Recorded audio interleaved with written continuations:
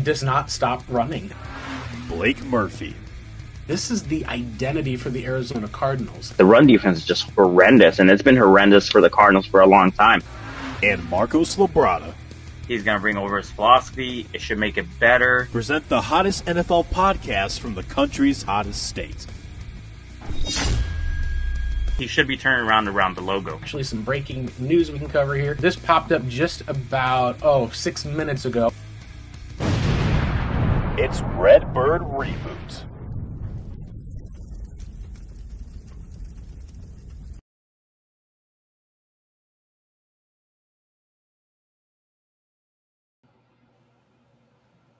All right, Arizona Cardinals fans, welcome in. This is the Bird Reboot podcast. We got Blake and Marcos here for you guys. Super excited to be on tonight to go over a bit of some good news today for the Arizona Cardinals. At least it's not the worst case scenario, probably the best case scenario with what we saw. We'll talk a little bit about reviewing the Panthers and the Cardinals game that we saw, a couple of big plays that stood out to us on our weekly film review session.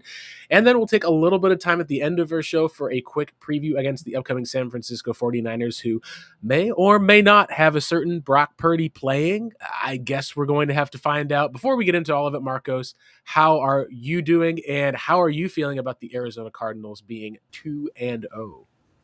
Well, it's like we should be happier, and of course the recourse, or not the recourse, like the discourse has been more so negative because of the type of wins that we had. It wasn't like pretty wins. It wasn't anything that was dominant.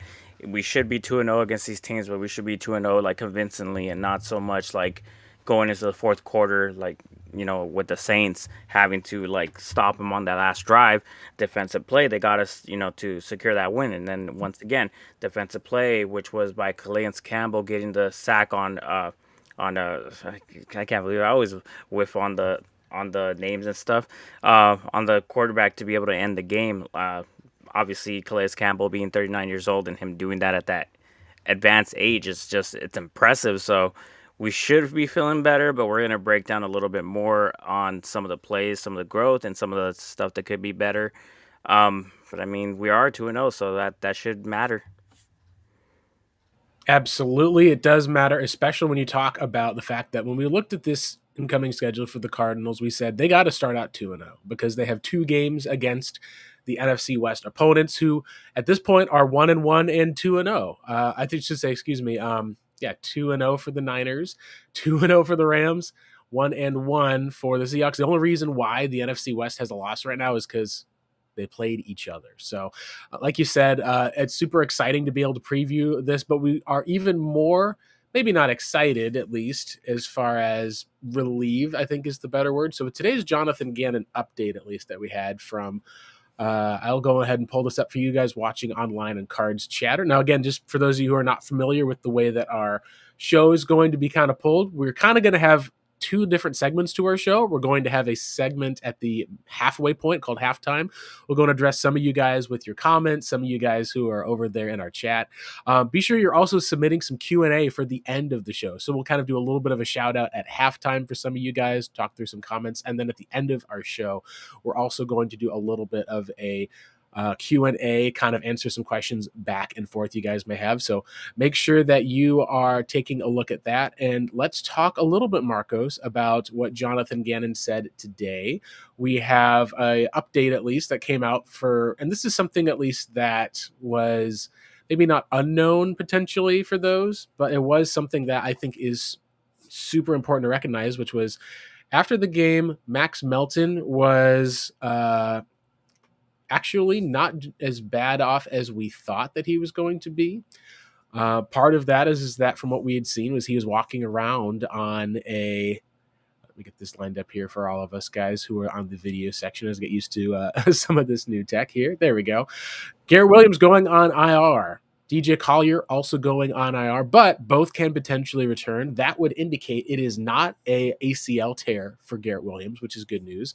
We also know that Max Melton practiced today. There was 0 restrictions at practice, which meant that he was out there like normal. We knew from after the game, I think it was Teo Mackey sent out a message saying that he was on crutches, on a knee brace, but overall was in relatively good spirits. We think that when a lot of times a player's knee slams into the ground, the way that it slammed, it didn't look like there was tears. It just looked like there was quite a bit of pain. It seems like there may have been like either a bone bruise or some quick pain that was hit, but there wasn't anything as far as restrictions. Then after that, if it comes down to just pain and discomfort for where you're playing and that clears up in a day or two, it was good news, at least for Arizona. Will Johnson, however, was not practicing. Now, there was a lot of people who were making a stir about Will Johnson sending out a Instagram post saying, keep the faith. A lot of people like, oh, this is like, we got to believe in this. This is, he's asking for people to believe in him. I think there was a little bit of misunderstanding. He sent out what was kind of more of a post that wasn't a, here's a sympathy post, I'll be back soon. Here's a, I'm going to be out for a while, but I'll rise stronger. Like, it was one of those, like, we want our game, keep it going. And if you wanted to add a little element of it, it was keep the faith that I'll be able to play on Sunday, not that I'll be able to play again this season. This was a great set, I think, for the Arizona Cardinals to at least recognize that whether or not Max Melton can go, there's a Thursday night game following, whether or not Will Johnson can go, you're at least going to be in a shorter term position with these cornerbacks versus a long term position. And that, I think, Marcos, is about the best news that we could have hoped for given what could have been the outcome. Yeah, I seriously thought that we were gonna like hear some news about both of them being out for the rest of the season. So hearing Garrett Williams go to the IR is very unfortunate. Um, but hearing that Max Melton was practicing or was out there, with the crutches and whatnot, yeah, it did look more so that it was a bone bruise than anything else. And Will Johnson, kind of being cryptic. We have no idea how severe his little injury is, but it doesn't seem like it's anything more severe. I think it was something like a pulled groin. So that takes time to recover, but that's not season ending. So we should be getting those guys back probably within the next 2 to 3 games, I believe. They probably might be out this game and obviously the Thursday night matchup, which is a short game. And after that, we should be seeing them back on the field. Of course, I was asking questions about Elijah Jones because I was kind of surprised that Denzel Burke was getting so many snaps. So apparently he's being asked to step up.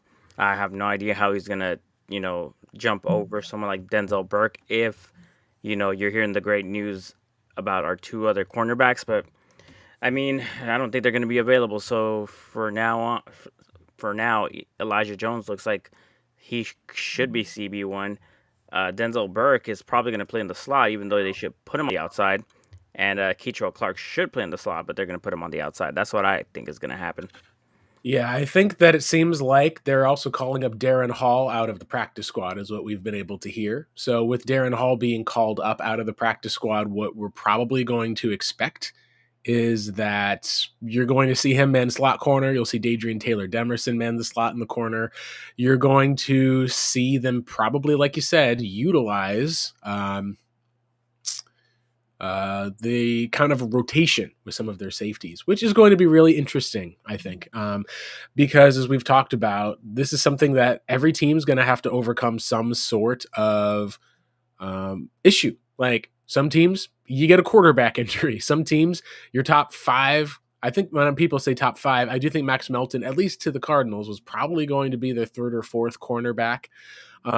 So with him not going out, it just really shows, I think there's a little bit of excellence that comes down to this news that you get to get one of those guys who in a pinch, if you need to line him up on a Ricky Pearsall next week and he's good to go, if you need to line him up on a Jawan Jennings outside, you're probably in a good spot to be able to do it. The hardest hit, of course, is going to be Garrett Williams. We don't know when he may return, what time. A lot of times those are going to be things that will come out through the Adam Schefters of the world, through the Ian Rappaports of the world. They're going to send out those messages because that'll be with the agent saying when they can expect them back. I would not be surprised if it's a case where Garrett Williams is out for the season and could come back in the postseason. I wouldn't be shocked if it's going to be sometime we're talking about in December. It does seem like he is going to be out for a while. It's part of why they made these moves. But yeah, it's very exciting, at least for the most part, I think, for Cardinals fans. As we said, also exciting is the fact that the Cardinals walked away with a win. Let's go ahead and do a little bit of some film review, Marcos, because I think that one of the things we wanted to talk about that was part of why the Cardinals did so well in this game. It had to do with how Kyler Murray played ultimately on 3rd and long. This is something where last year the Cardinals were one of the worst teams when it came to 3rd and long passing situations. Like, they had a better job and a better chance of handing the ball off to Amari DiMercato on 3rd down for one of those delayed draw plays and picking up the 1st down and 3rd and long than they had passing the ball. Like, there would be times they would pass it and get it to Trey McBride. Teams wised up and were able to cover it. Here's a little bit, at least with some of the first quarter, where you've got a short pass at least in the middle of Trey Benson for just a couple of yards here. I'll pull this one up here on our big screen for you guys. You'll be able to see that. This thing rotates, huh? It like does indeed. So this is one of those plays, at least, that you can see with on. I believe that this was a 6-yard play. At least this is in 3rd and 7 plus for the most part. This is the play where you talk about Cardinals not being able to quite come through. You had a little bit of space. He get touchdown. Cardinals ended up having the miss to Marvin Harrison Jr., which we'll be able to cover on that 1st down play.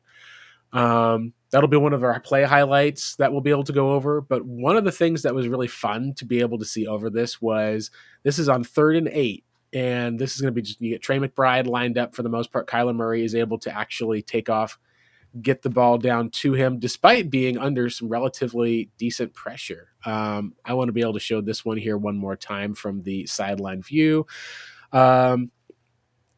You end up here with Trey McBride starting on one side. He moves to the other side of the lineup. You see number 7 following him. That's going to tell you it's a man coverage look. So Kyler knows he's got a linebacker, I believe, here on one-on-one coverage with Trey McBride. You're going to end up seeing as far as for how it is with the snap. They got 5 down linemen. You got Price spread out wide. You know pretty much that you'll be able to have the blitz pickup should be done here by Trey Benson. Now, here's the thing about Benson being a young player. When you look at the blitz pickup and how it takes place, Benson, he does not pick up. He's going to pick up the one guy that's there down at the bottom. Kyler ends up seeing the pocket kind of cave in. He goes out for the pass. In this spot here, you've got the man coverage look where it looks like the way that they've set up some of their coverage. This is going to be trying to be able to get a little crossing pattern here. So this is almost like an outside mesh concept. Your goal is to either get the ball to Greg Dortch underneath with some space with Trey blocking, or you get Trey kind of blocking with the guy up front. Kyler, actually, he does a little bit of a happy dance with his feet. He could just simply be able to step up. We'll see a good example of that later. But he, with the awkward arm angle, is still able to get the ball to Trey McBride at the 1st down marker for a 1st down. Good, solid quarterback play to be able to start out. Yeah. So basically, once they motion Trey McBride from I believe that's the boundary over to the field he sees side. it. He gets that signal in. So he knows he's attacking outside leverage, and this concept. Once we go ahead and let it play out, and then we'll go back to the sideline view right after this. I know this pro thing is a pain in the butt a lot of time. Okay, there we go. So once he motions, he knows he has leverage on the linebacker. Linebacker's kind of trailing him. He's on the hash marks. He's going to attack, obviously, to the outside. Look at where the linebacker's actually lined up. He actually has outside leverage. So thanks to that little mini, somewhat like rub route that really didn't do much for that linebacker, it did enough to be able to kind of be cognizant of the fact that there's another route being ran underneath, and there's a good chance that if he possibly has a collision with either another wide receiver or with his own guy, that he has to kind of pay attention to that. While he's paying attention to that, Trey McBride, who's a mismatch machine, is able to just plant that foot, stem his route to the outside and have that little bit of a step on him. That now, this is something I was trying to explain to some people on Twitter, and I've explained it before. This is what NFL wide open looks like, and it's not wide open as in like, hey, he's here and there's nobody within 5 yards of him. In the NFL, because the game is tighter, the game is faster, the game is played by even the worst of the worst players. They're professionals. They made it to the league for a reason. You have that yard of space, you throw it to where only your guy can get it. That's exactly what he did. He threw it to where his guy put his arms out. His defender couldn't do anything about it because he had a yard of space. Couldn't do a break on the ball, was able to catch it, stay in bounds. Well, not stay in bounds. He was inbounds long enough to be able to get that first down a yard deep. So that's a great play. And, of course, that rub after they got the man coverage tell, it was actually, it seems like the first read on that was probably going to be Greg Dortch coming across for that crossing route. But that's why you have the quarterback make decisions and make the decision of, like, what is he like best? What is he more comfortable with? He obviously was looking at him, but his guy is Trey McBride, and it's Trey McBride for a reason. Very good route runner, mismatch machine, and great hands. Yeah, no, I think that's all true. And the other thing with this play is also when you're talking about this is going to be trying to get to the sticks. So I think a lot of this, when you look at how Zay Jones is running his route, this is a clearing route. We've talked about this all the time about how last year Marvin Harrison Jr. ended up being the guy who ended up essentially kind of running some of these clearing routes to get guys open underneath and deep. I think that this play here, you can see at least where Marv is kind of on the other side with JC Horn's got him locked down. Kyler was never looking to this side of the route. Marv had one-on-one coverage, but I think they ultimately had this as designed as a play where Dortch is the check down to make a play. Like you said, this is probably a play where you run this mesh concept on 3rd and 5. You run it longer to be able to get Trey McBride as the deeper route open. And that is exactly what happened, where McBride ends up getting matched up on a linebacker. Kyler's able to see that. They're able to run the same play, but normally instead of it being hey, we're at 3rd and 4, need 5 yards, throw that play, get Dortch there, pull that play run. You just adjust the play a little bit for the most part, run the same play, and then you know exactly where you get to run to the sticks. Part of what we talk about with not just the awareness that McBride has, but why he's one of the top 3 tight ends in the league is because it's 3rd and 8, you need 9 yards. You go to Trey McBride, he gives you 9 yards. You move the chains, you move forward. That's one of the things we need. The other thing that's cool about this as well is what we saw in this game.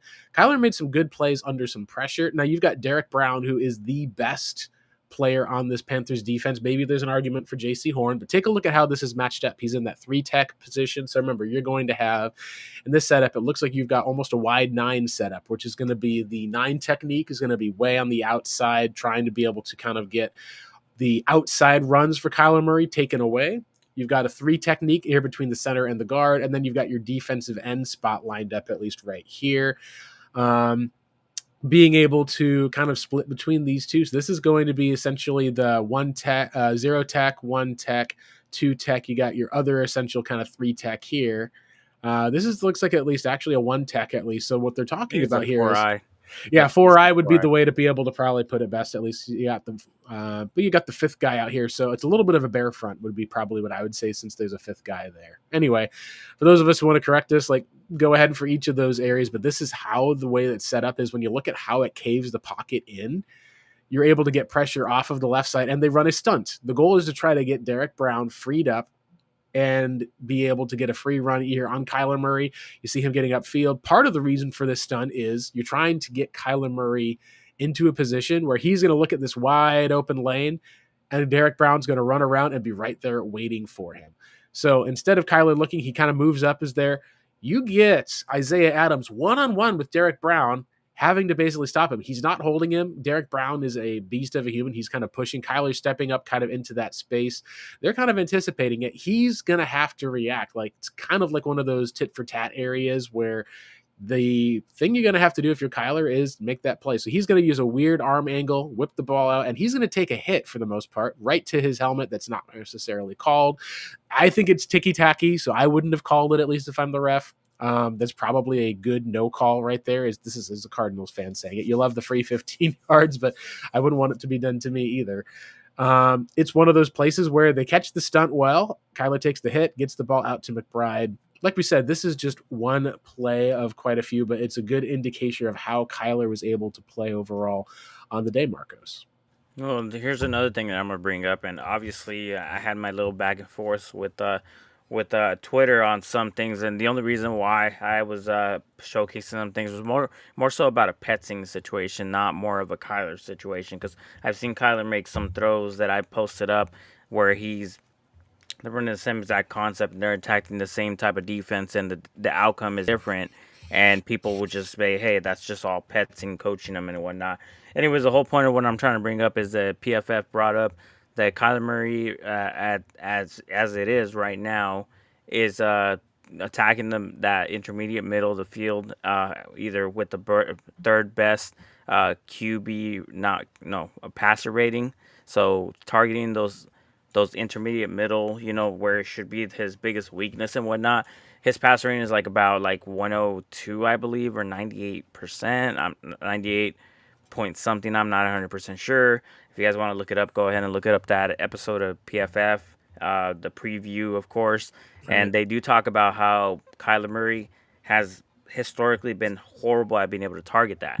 Now, before we start thinking that this is going to be what it's going to be at, let's remember who he's played the defensive wise. Because the reason why he brought that up is because he's going to have to be going up against the number 1 and 2 linebacker tandems when it comes to coverage grades and coverage overall. So it's going to be one of those situations where he's getting more comfortable hitting that intermediate middle, but let's see if he can continuously keep doing that. And there's clips that like we have and I have of him hitting like those middle like routes that are just like on target.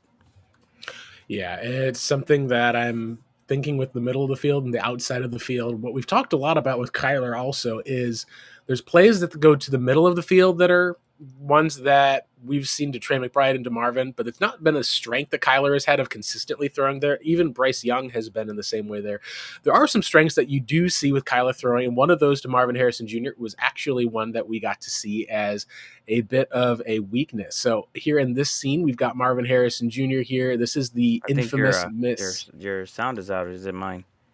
Don't not know at least. Right now we've got this guy here, at least with Marvin Harrison Jr. Let me check here since it looks like that everything is set to go on my side. Take the snap. You got I one-on-one don't know if it's coverage. my noise, but Yeah. I can't hear Go you ahead, guys. Marcos. It's going to be on your side because it looks like my Okay, microphone's coming through, something's going on unfortunately. with But yeah. my headset. Sorry Oh, about that. Cardinal Rule says he hears both of us, so make sure you just get that headset fixed. But we can hear you fine, sir. Let's Oh, there go we ahead go. here, get this play going. So you got a one-on-one coverage because the safety's over the top. They're playing the run to James Conner. Pretty easy for you to kind of just be able to pull the ball down. Don't even have to fake it. You see that he just throws essentially what's going to be a little bit of a fade route to Marvin Harrison Jr. here. Marv looks back for the ball, kind of goes for a little bit at least. And then what we've seen with this play is kind of a broken up pass play at the end. Now, this, of course, is going to be with J.C. Horn on the opposite side of the field. So you're talking at least as far as when the coverage goes. Marvin Harrison Jr. is going to be there set. Now, Kyler's going to take it, throw the ball very quickly. And then what you can see here is he's fighting, working to get his way back to the ball. He ends up opening up. And then this is kind of what's really interesting is instead of reaching up for where the ball is, or fighting back to the ball, he kind of holds his hands up and is ready to kind of catch and cradle the ball back into his hands. You can see here, boom, the ball at least gets hit, knocked away at least at the last second, and it ends up being a no play, no touchdown. This would have been, obviously, for people in fantasy, a nice little boon. But as far as it goes with Marv, I think there's three things that stand out on the play. One of them, at least, is he gets the separation. He's open. Like you're talking about NFL open. He is NFL open on this play. The second, at least, is that he could be fighting back to the ball a little bit sooner is one of the other things that we've talked about where when it comes down to the biceps getting back there, instead of cradling the ball in, you don't want to be a body catcher as it is. You want to make sure that you're going back to the ball with your whole body because if you fight back to the ball and where the defender is sitting here, you get back there and the defender gets there too early, you will get the flag thrown. The third thing, at least here, is that Marvin said, oh, it was a great ball from Kyler. I kind of disagree a little bit. You take a look at this pass play here. I think it's a little bit underthrown. You want to put it where, like you said, Marcos, where only your receiver can get it.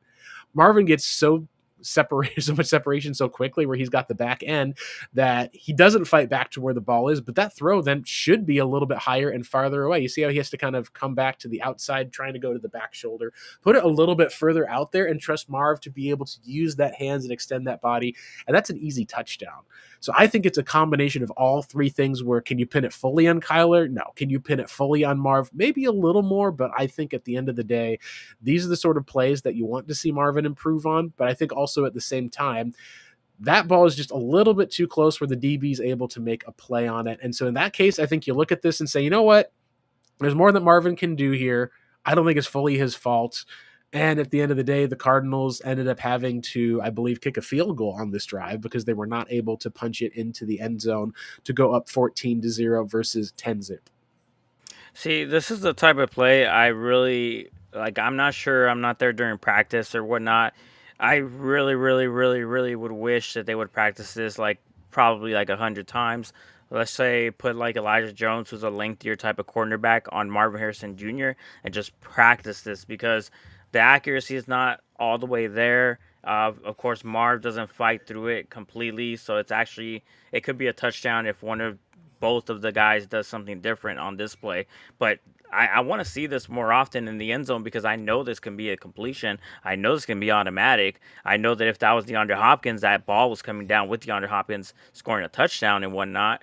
And I know if this was 2001 Kyler Murray where he threw it in the basket, like that would be a touchdown as well. So they should be practicing this like they should be at least having this 30-minute session where they're just practicing this fade to the outside, back shoulder fade, pylon, whatever. Just practice it because then you get this down. This is automatic. No more field goals from that position.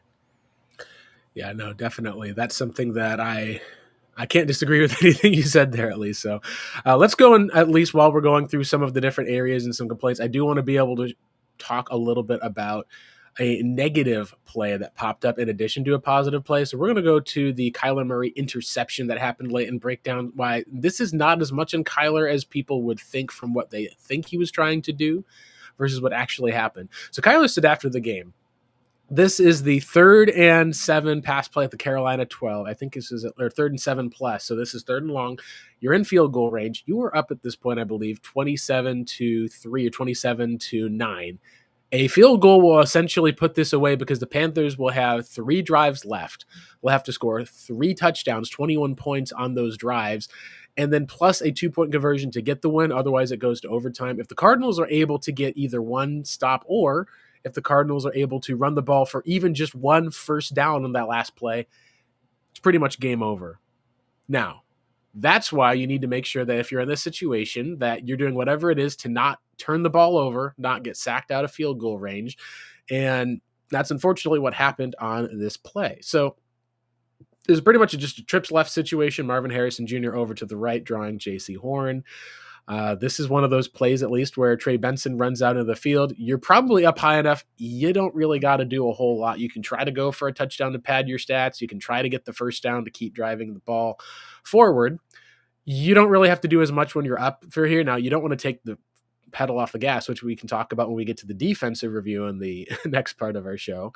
But this is the one play where Kyler ended up making a mistake a little bit late. So they make a shift over with Trey McBride. And at this point, you can see Kyler's reading these 2 players here. They've got 3 men in coverage. You can see that they've got now Greg Dortch split out here. Trey Benson is going to kind of be the guy who's going to split out late. So you're kind of talking about, you got 4 guys out in 2 different spots of the field. You got a half field read over here, another read over on this side. Panthers are rushing 4 players. And what we'll see here is that everyone's pretty well covered. If Kyler was going to make a throw, he would have had to essentially decide he was going to go to Marv down late. He sees that Greg Dortch wide open down there. He can just catch the ball, maybe make a guy miss for the most part. He decides, I'm going to be able to see if I can get the ball to Dortch. He ends up under pressure, isn't able to necessarily step up into the pocket or like just the vision as far as we've talked about being a shorter quarterback. Dortch is also looking at least to see where he can kind of, when you look at where Dortch is going, he's kind of making sure that he can just kind of get open on the scramble drill. Kyler, meanwhile, knows the one guy who is here, who's going to be kind of his absolute safety valve, worst case scenario, is Trey Benson. So you watch where Trey Benson's able to move, where he kind of runs up the middle, runs over as kind of that last minute valve, just watching the quarterback's eyes, doing what he's supposed to do, pick up the blitz, getting open. He's just a check down. Kyler's trying to see if he can get the ball to him. He ends up throwing the ball a bit late and it gets picked off. So the question was, where was Kyler throwing the ball? Was he throwing it to Trey Benson? Was he trying to complete the play? He said he was trying to throw it out of bounds. And it's 3rd down. You would not have to worry about the loss of down. You're close enough for field goal range. So let's take a look and see if we watch Kyler's eyes and see where he was trying to throw the ball here on this play. The good thing is we have at least this angle here. We could definitely see which direction he's looking. Okay. Yep, and you can see he's looking over when we take a look back at least at where he's trying to get to the ball here. He's trying to see if he can get it, but he can't really flip his hips around to generate enough power. I think in this spot, Marcos, Kyler, even though he's running out, he's wanting to make sure he doesn't intentionally ground it, get the loss of down for the most part like that one. That's one of the things I think that you're looking at for the most part here. He's got Benson who's trying to run upfield. At this spot, you just are best off throwing it away. So he's trying, and you can see where his eyes are looking at least to the sideline there. He sees that there's a player, tries to kind of pull the ball back and takes a hit. He does not get enough time. That was a misjudgment on Kyler Murray's part. So I know a lot of fans are looking at the interception and saying this is rough. And so my answer to that is, yeah, I mean, he got picked off up 27-9. This is something that shouldn't happen. You can hold on to the ball, take a sack even, and you get the field goal. So this is one of the areas of where Kyler, he can have sometimes where his feet will use to make incredible plays. Maybe he keeps running, is able to throw a touchdown on this play. Other times, this one, it seems like he let up because he was trying to just stop, throw the ball out of bounds, live to fight another down, mistimed it. It's something that you say you can't do, and it did end up sparking the Panthers to that huge second half comeback as a result. So it's one of those cases of it's not as bad as I think that fans are saying, but those who are just writing it off, I do agree. Like it's been something we've seen consistently that there have been some turnovers that have happened where Kyler's kind of trusted his arm, trusted his legs just a little bit too much, and it's turned into a spot where in this place, just slide, go down, take the sack. You don't want to lose yards in the play. He's trying to see if he can throw it out of bounds. Sometimes it's better to take a sack than to risk it and just throw it away. And that is where ultimately this play kind of comes up. Right there, number 98 catches it. If it's dropped or anything else like that happens, we're not talking about that. We're talking probably about the Cardinals having like a 30-21 sort of win instead of what we saw, which was offensive struggles in the second half, where the Cardinals were not able to get anything more than those 27 points that they had on the board after this spot with 10:42 left in, I believe it was was this one the third quarter or the fourth quarter? I think this was actually in the fourth quarter, 10 minutes left. And that's something that's super interesting is because the Panthers scored on the next couple of drives and then also scored on an onside kick. So that's one of the things at least that we'll be able to go over with the plays. Let me go and get that to the special teams spot here. And actually, let me go over down with that. Before we go over that play, at least for the most part here, let's go ahead and take a quick look over here at some of our people commenting. It's officially halftime for us here on the Red Bird Reboot here. So let's go ahead and say hi at least to, I think it's Kohad. Welcome and thank you guys for listening to the show. Silver Wolf, always there, Silver Wolf. Thanks so much at least for tuning in. Good to see you guys here.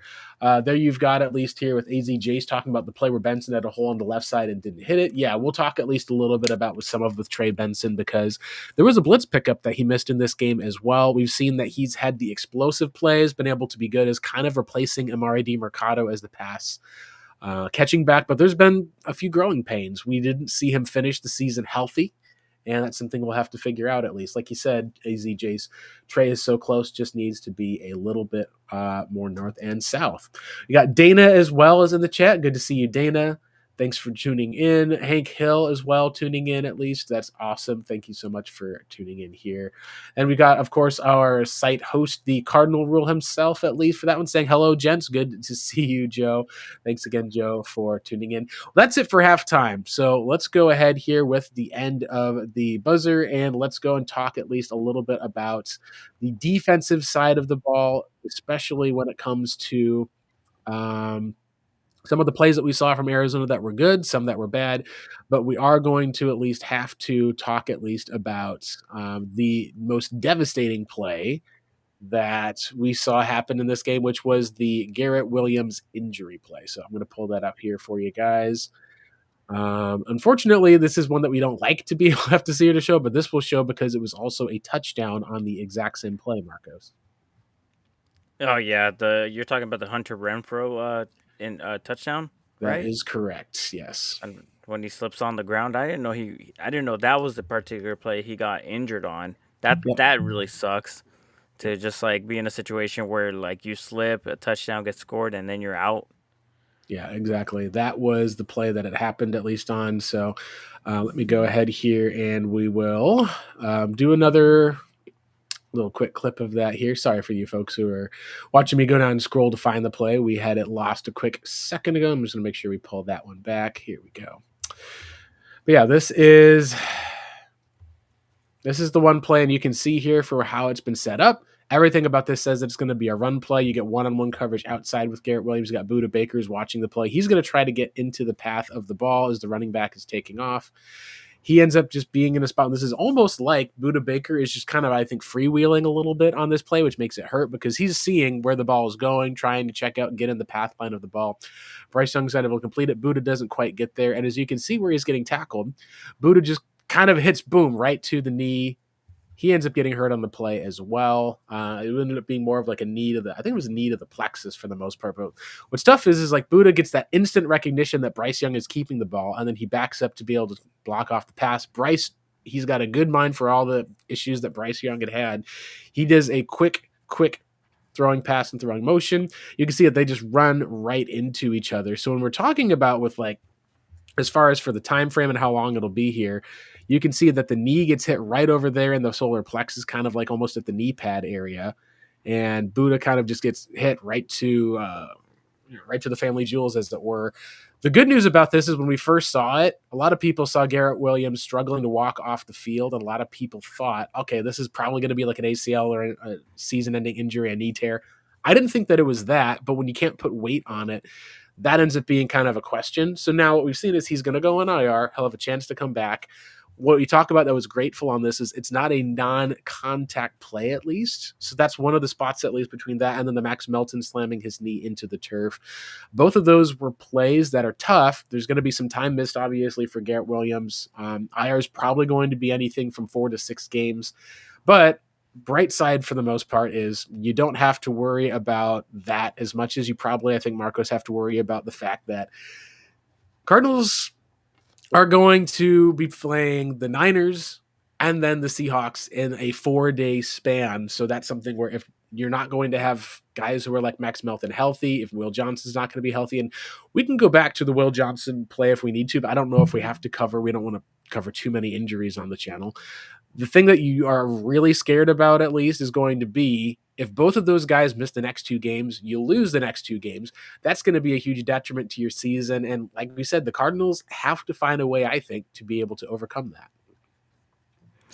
Yeah, that's why the depth that we had accumulated for our cornerback, a lot of it is just unproven. They're young guys, but we actually can say that we have some depth to be able to work with. So we're not just bringing people from the street, constantly introducing them to this defensive system, this defensive scheme, and trying to get them to, be up to date in this situation. So we'll see how it pans out. So far, after 2 games, our starters have been playing really good, really solid. Obviously, Will Johnson, like we all know, he had the highest graded, debut for a cornerback in I believe in history and whatnot. And it shows in the film that he played a really, really, really good game. And this game, had it not been derailed, I hope this is not some sort of situation that continues to happen throughout the season where he's in and then he's out and then he's in and he's out again. So that's what we're worried about. Yep. Speaking of grades here, we're going to go ahead here and cover some of those grades. So here we've got our offensive grades for the game. Number 1 was Elijah Higgins. So I know a lot of people, when they've talked at least about what is it with the likes of Trey McBride not getting at least the touch. He got the touches he deserved, but people are wondering where are the touches for Marvin Harrison Jr. There was a couple of plays where it looked like they had designed some stuff for Marvin deep, and it ended up being that either there wasn't quite enough time with Kyler in the pocket, it was a longer developing route, or one of the plays that Elijah Higgins had the huge chunk yardage of, they actually checked off of Marvin because he wasn't open, went to Elijah Higgins. It's kind of like the defense went, hey, we're not going to let you beat us with Marvin Harrison Jr. Go ahead and try to beat us with Elijah Higgins. And what did Elijah Higgins do? Have his best game, I believe, that he's had as a professional athlete. He did great, at least, for when you're talking about that. And Kyler Murray was the 2nd highest graded player as well. Did an excellent job throwing the ball. Michael Wilson should have had, I believe, 2 touchdowns. One was pulled back, I believe, due to an error on that spot. We also can say, at least with the 1 snap that he got, Jacoby Brissett on the quarterback sneak, Cardinals with the 2nd effort push were able to pick that up. And then, of course, you've got some familiar faces with Paris Johnson Jr. and James Conner. Something to be worried about. Isaiah Adams, as far as it's come to with it, this was, I believe, the 2nd game where he was the lowest graded member of the offense. They did not like him in pass protection, did not do great in run protection. Trey Benson as well missed a pass blocking spot. There was 2 times, I think. One of them he actually, I think, got by at least on I believe it was a chip block or something. And there was one that Kyler had to kind of step up, make a play, and that was, I believe, the play that Kyler rushed and took off from. So on the defensive side of the ball, we're talking at least about Keitrell Clark being your highest graded player. This is something that we can talk a little bit at least about, Marcos, of guys who need to be able to step up and play better. Keitrell came in, he only had, if you look at that, 15 total snaps. Of those, there was 13 he played in coverage. He looked great. Like, he looked like he was ready to handle stuff. It's part of why, as a Cardinals fan, when you're telling me out of the 3 cornerbacks who are there, if Will Johnson cannot go on Sunday, but he can go on Thursday to be able to cover the likes of Jackson Smith and Jigba, because you've got a Keitrell Clark that's waiting there, you can probably get by with the likes of having a Max Melton if he's able to play, having the likes of Jalen Thompson and Adrian Taylor Demerson switching off in the slot. You can get by without your Garrett Williams. You can get by without your Will Johnson for a week. We'll have to see if Max is out as well. But because you've got a guy like Keitrell, we've talked a lot about this, he's probably a guy who would be starting for another team. They played him outside corner despite him being a little bit smaller guy. He was their best graded player. Zaven Collins, who had the fumble recovery that rolled into the end zone, did solid against the run as far as run defense, did well as far as tackling. And then Calais Campbell, the old man himself, finishing top 3. That's something that I think is very impressive. The biggest thing that stood out to me also in this spot was that Akeem Davis-Gaither, he's so far looked like a gem when it comes to against the run. So I'm going to go ahead and be able to pull up, at least with the Arizona Cardinals, for their season-long player grades based on what we've had at least with them. And it's pretty middle of the pack, you would think, for the most part. But I'll pull up the offensive schedule here. So for your regular and postseason, your top graded players have been Elijah Higgins and Kyler Murray. Higgins has not had nearly as many snaps. So we're talking about the total amount of snaps, what they have as far as the offensive grade. You have the ability to see it. It's been Kyler Murray. It's been Trey McBride. It's been Paris Johnson. It's been James Conner. It's been Marvin Harrison Jr. It's like fork has been found in kitchen, right? Like, you're looking for your studs, your pros, your pro bowlers. These are the highest graded guys. These are the guys who are getting the highest grades. Lowest grade, Isaiah Adams. One of the things that I think we're going to wonder, Marcos, over the next couple of weeks is against the Niners with that pass rush, against the Seahawks with Mike McDonald's defense, there's going to be some fans who are going to be clamoring for Will Hernandez to get back there. We also are not seeing some guys like a Zay Jones step up. Greg Dortch is a little bit lower there. The guy who really is their number 2 receiver is Michael Wilson right now. But it feels like at this spot, they're probably not seeing enough plays to be able to actually say that, yes, the Cardinals have a solid third target. As far as he's solid, but being able to kind of elevate the receiving core, we really just see it be Elijah Higgins and Trey McBride. Those have been kind of the 2 guys that they've run their passing game through, along with Marvin Harrison Jr. for 1, 2, 3, and occasionally with a touchdown throw to Michael Wilson. I think that at this point, Marcos, I'm not as concerned with it's a 2-game sample size for Isaiah Adams, but these next 2 games are going to be so important that if you don't see Isaiah Adams pick up the sense of play, I'm going to call the shot. Put John Gaines in until Will Hernandez is ready to come back. We've been able to see that even though he's only come in on the 1 game and on the 1 snap thus far, I've seen enough from him in preseason to say that at least at the guard, you got to do something different to try to see if you can bump some of that up. And if you're just trading back and forth blows with these 2 guys, you're probably going to be in a spot where you're going to need to figure out long-term, do you have another guard on the roster, or you're going to have to say, we got to go out and sign a guard, pay a ton of money, and draft a couple of guards higher than money Austin Fort's drafted in the past. Well, I brought this up constantly when it comes to like our guards and guard play. It's very, very important, and it's not good to see 3 or 4 of our offensive linemen grading below like the 60s and whatnot. That's a very, very bad position to be in.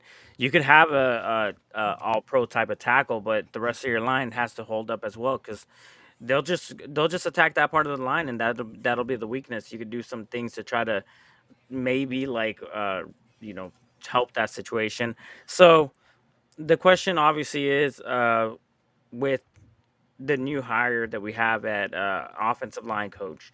What's going on that's different that he's doing differently? What kind of schemes is he pulling from the Ohio State, system coming over to like the Cardinals? Because that's one thing that we didn't really discuss too much or emphasize. We just saw Ohio State and we're like, oh, well, he produces top ranked tackles. Paris Johnson just came out of there. Josh Simmons just came out of there. Mm-hmm. So he must be an elite guy. And plus, he's an Ohio State guy. We're just going to turn the Cardinals into Ohio State. It's not as simple as that, because the system that they ran with Ohio State is different. And when you're bringing the coach, you're bringing that philosophy and that scheme over as well. And that goes as much as like saying, hey, this is a Shanahan type of scheme.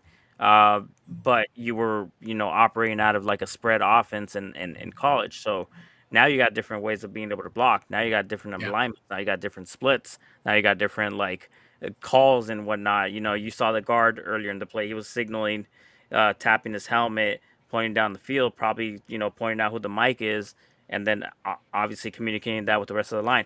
That all changes with a Yeah. different coach. So they really does suck that the Cowboys picked that, our old offensive line coach.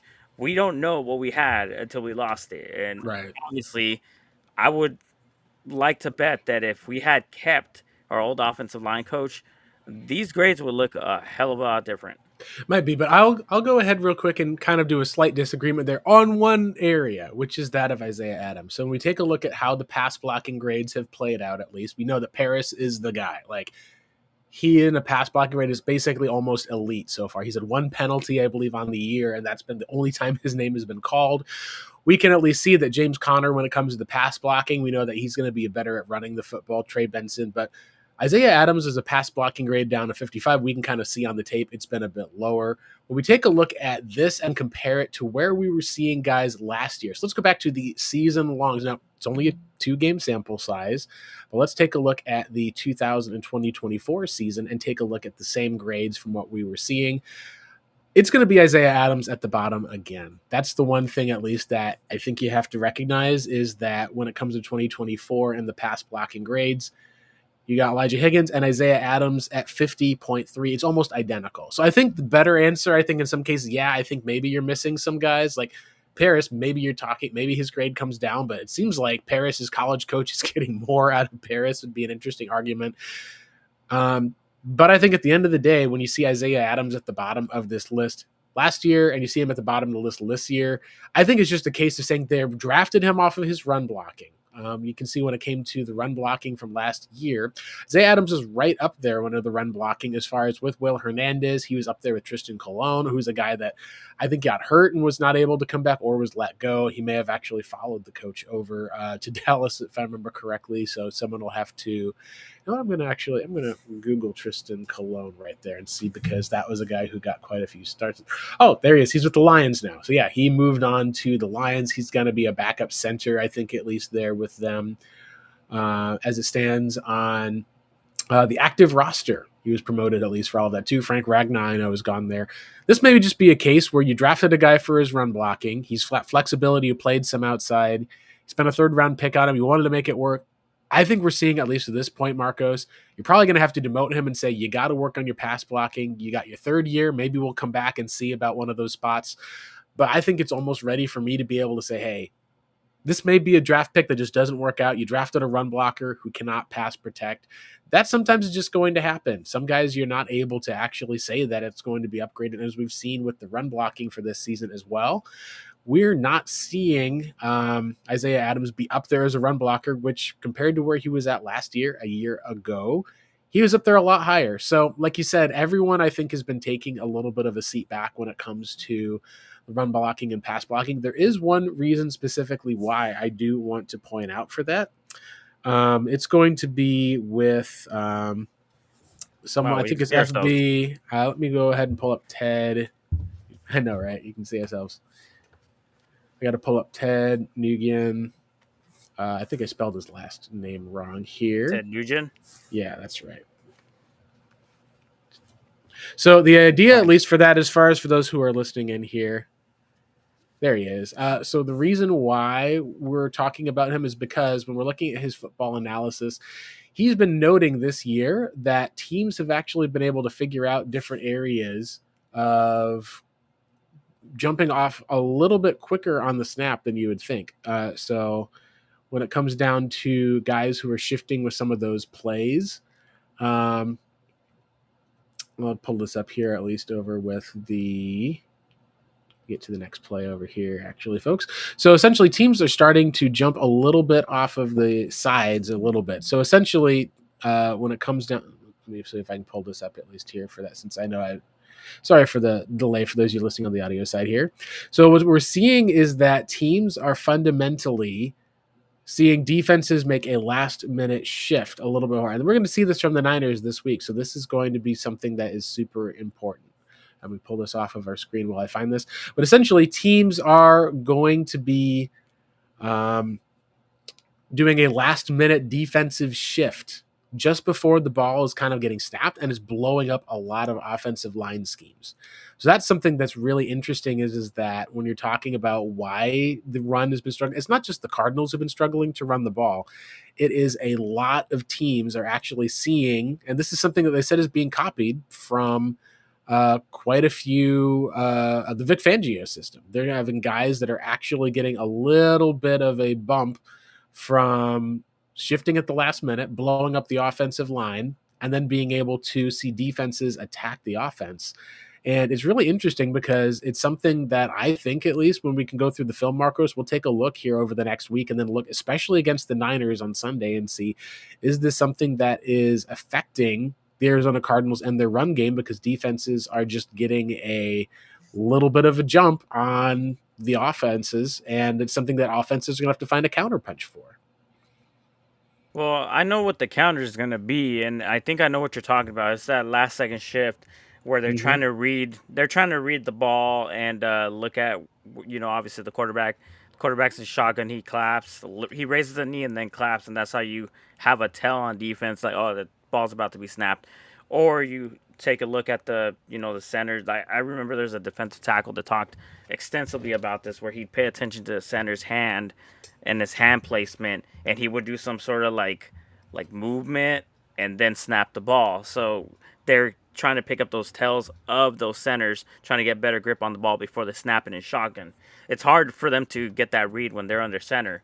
So the counter would be more under center play, obviously, by the offense, to be able to get the quarterback either to roll out if they're going to get penetration, or to be able to run maybe outside stretch. So obviously he snaps the ball, turns around, scoops it to the running back. Running back's gone. All these defenders got penetration, but now they have to run and chase the running back behind him. Those are the two counters I can think about. The last one would be obviously trap plays. Trap plays are beautiful when they're executed the right way. Trap plays would just basically be that, offensive lineman let the defensive guy run right by him. They obviously pick up either the linebacker on the second level, or they would, pick up the offensive line that would be right next to him.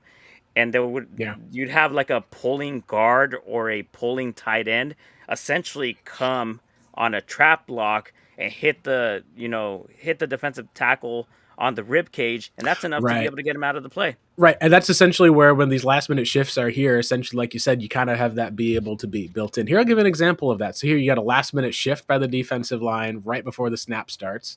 They toss the ball, and look what happens over there. Boom. You're able to at least see at the Niners. This is the zone kill, at least for that. Here's another good example, at least as far as when we're talking about that last-minute shift. So look at the outside. He jumps back in. But then what happens is you get 4 guys and 4 bodies down there. So when you look at how the play was originally designed, right up at the front here, let me get this pulled up for you guys watching on screen. So you got 5 down linemen, and one of the last down linemen pulls inside, and then you rotate down, the safety runs down. So there's a little bit of motion right before the snap goes. And so now all of a sudden, instead of being able to have where you've got tossing the ball here to walk, you got 1, 2, 3, 4. You got a guy that was originally not even in the plays now on the play side. That allows the linebacker to simply come in and run through that one guy in the defense. And now all of a sudden you've got 1 player on the blocker, 2 players blocking here, 3. Instead of the original design that we at least were able to see, where when you're handing it off to the right and the guard's pulling, you've got 1, 2, 3 guys over here, and then the 4th guy is going to get blocked out of the play. So you just have Kenneth Walker Jr. just has to basically make a man miss. Now, when you play through everything that's going to be there, you basically have 1, 2, 3, 4 guys that are there. He's got too many bodies. Yeah, he's kind of pulled out of the play, because you're able to see Fred Warner normally in that play would be not here, and then the safety would be getting blocked. He's been blocked out. Warner, of course, is still playing at one of the highest levels that we've seen thus far. A little bit of a last-minute shift that you'll see that the Niners made on the Seahawks. This is just a great play up front, in my opinion, at least, but he's able to shift over slightly. So look who moves over here. So you got the play is designed to run right through the middle, right up over here. Who's going to shift and move over? That's right. number 93. He then is able to run right up the middle past those two guys where the play normally would have been blocked, at least right up the middle where this guy would have been blocking, getting a double block. He's behind the sticks of this guy. And teams are not sure of what's exactly happening, but it is those late second blocks at least that are there. And again, when we're talking about the Cardinals facing the Niners this week for part of our game preview as we wrap up, I know we've got a few minutes left on our show. Cardinals have to figure out how are we going to be able to run the ball against this Niners front that is looking very deadly. I think this is one of those spots of where the biggest thing that and the best way I think you'll be able to attack is continue to run the ball. You're going to have to find ways to attack through the air. DeCommodore Lenore is one of those guys who's probably going to get a little bit of a draw on Marvin Harrison Jr. from the slot. Fred Warner is always deadly. You're going to have to, Marcos, in my opinion, be able to recognize you may not be able to run the ball. You have to still try to find times to do it anyway. But this is going to be a spot where the receivers are going to become especially important because you're going to get a guy like Fred Warner who's going to play the run. You're going to get guys like Lenore is going to be on Trey McBride. Marvin Harrison Jr. on the outside corners is going to be important, just as Niners' offensive line has been beat up. They're still going to have guys play, but they've been relatively beat up. You're going to have to be able to, I think, get after Mac Jones, force some defensive errors, take advantage of it, and be able to make sure Christian McCaffrey doesn't break you wide open. Because they've had injuries. Brandon Ayuk is out there. George Kittle is out. He's not going to be out there. That's something that I think that is very important as you play this Niners team is recognizing these run concepts and having a counterpunch for this new trend that we've seen across the league. Yeah, you're just gonna have to if this is gonna be their plan, which this is something that I really wanted Vance Joseph to institute. He was a box in the run, let the running back go to the teeth of the defense. Well, they punished them by running outside zone all day, outside, counter and whatnot, because you're punishing the over aggressiveness of your outside linebackers. Well, when you have your defensive tackles shifting last second and running up being able to penetrate those gaps and whatnot, again, you're going to have to punish that. How you punish that? Trap plays. You're going to punish that by misdirection. I saw the Seahawks pull a noticeable run that we designed as well, where we have a running back essentially run behind the motion behind the quarterback, and then obviously from there snap the ball, hand the ball to the running back and whatnot. It kind of changed the direction of the run to be able to catch him off guard. It didn't work for the Seahawks, right, because of their blocking scheme, because they blew that up. So they have a very good sound. They're very sound in the run. I mean, in the gap scheme and whatnot. They have really good discipline to be able to hold those to be able to penetrate those gaps and not so much go run up the field or try to get greedy on the running back, but more so just try to push it to the outside so that the running back has no choice but to either run out of bounds or have somebody tackle him on the cutback lane. So that's discipline right there. And if I'm Drew Petzing, I'm watching this, I'm thinking to myself, all right, counter, trap. We're gonna punish these guys. They want to be they're gonna be aggressive like that. We're gonna punish that aggressiveness. Right, especially that's where sometimes it's just going to come down to being able to recognize that coaching is a huge part of what happens. Players also have to be able to execute. We have not seen some players execute. We've seen others execute at a super high level. Guys, yeah, that's basically what we have for our show. Let's get to our Q&A spots, at least for the most part here. So we got a couple of great questions for the most part that we have. One of them from Silver Wolf. Wanting Burke, Clark, and Jones to hold it down, give Melton and Johnson time to heal for Thursday game. Good news, we may not need to worry about Max Melton needing extra time to heal for the Thursday game. He's been out there practicing without restrictions. That's been good. We'll hopefully find out a little bit more about the health status once the agents let some of that out. Very excited, at least for some of that. We know AZ Jace is talking, I know a little bit. Trey is so close, just need to be more south sometimes. That's been the question with him, was always his vision and running north-south. I still had him as the top running back in that draft class. Ultimately felt like that he had the highest upside, the most explosive plays.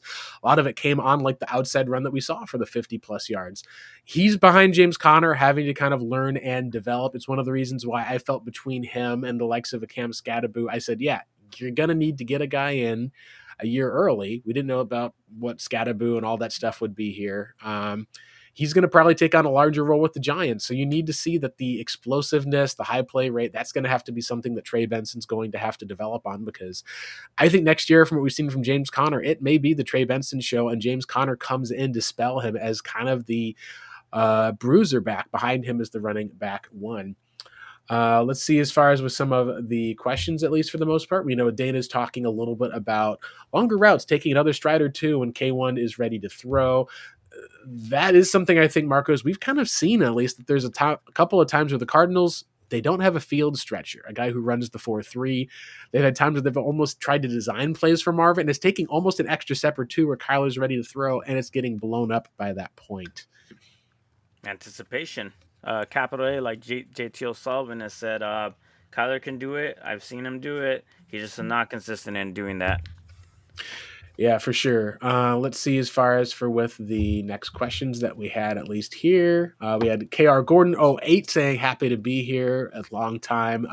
Good to be able to see you, KR Gordon. Mm-hmm. We got Bird's Eye View saying, good stuff, gentlemen. Thanks so much, at least for the most part. And then also he's saying, okay, Petsing throwing 25 criminal. And then saying PJ has a knee. So with Ferris Johnson, that was something that popped up, at least on the injury report this year. I wouldn't put as much past it as long as the practices are going through and not having the same restrictions. That's something, at least, to be able to look at. But ultimately, I think, at least, let me double check and actually pull up what we have for the injury report this week. Yeah, I'm not seeing it, at least the first one that they had of Carolina versus AZ, at least for the most part. The other injury report is something I'll pull up in the background, but let's pull up at least KR Gordon talking about Darren Hall. What did you see, Marcos, from Darren Hall in the preseason? Because what I saw was a guy who could be that guy who comes in to cover for a Garrett Williams, but maybe not get the same playing time to push off the likes of a Deidrean Taylor-Demerson. I think that's something that's important. Well, he did pick off a few balls, and I believe he had 600 snaps of experience before, so he actually should be our most experienced cornerback. Darren Hall, to me, I would feel a lot better had I seen him going up against the ones. He was going up against the 2s and 3s and playing, really well and stuff. I would feel confident to throw him out there at the outside position. But you never know with these guys. Like I said, I'm holding hope for Elijah Jones to get some snaps and hold out and whatnot to see if he can maybe show something that the Cardinals haven't had, which is length on the outside. Yep. For sure, at least. And then, of course, we've got a last thing. We do have a Discord channel for our show, at least for the most part, like that one. I know it's going to be hard for you guys to put a link in there. So screenshot that on your screens now for the most part, guys. Get that set for the most part here. But yeah, that's going to be our show. Hey, guys, we've got a new show that's airing right now. The Bird and Goal podcast is coming up here. It's already airing. So make sure you guys switch over to that because it's going to be our Cardinals content that we have for the most part that's going on. Super glad. Hey, guys. For me, make sure you're following me and Marcos, at least for the most part, on X. Make sure you're following the Cardinal Rule YouTube channel. We've got one more show that we're going to be having, at least, with the Bird Reboot on our own Bird Reboot channel before we end that channel, archive it permanently. So if you're not subscribed to that channel, you're still watching it on our old Bird Reboot channel, please make that shift over as well. Ultimately, we get to say peace out, guys. And hey, this has been your Bird Reboot. You guys have finally been rebooted. That means it's time for us to shut down. For Marcos, I'm Blake Murphy. Thank you guys so much. And make sure you're tuning in to Bird and Goal right here. It's one of those don't change that dial right here on TCR. See you guys. Peace out.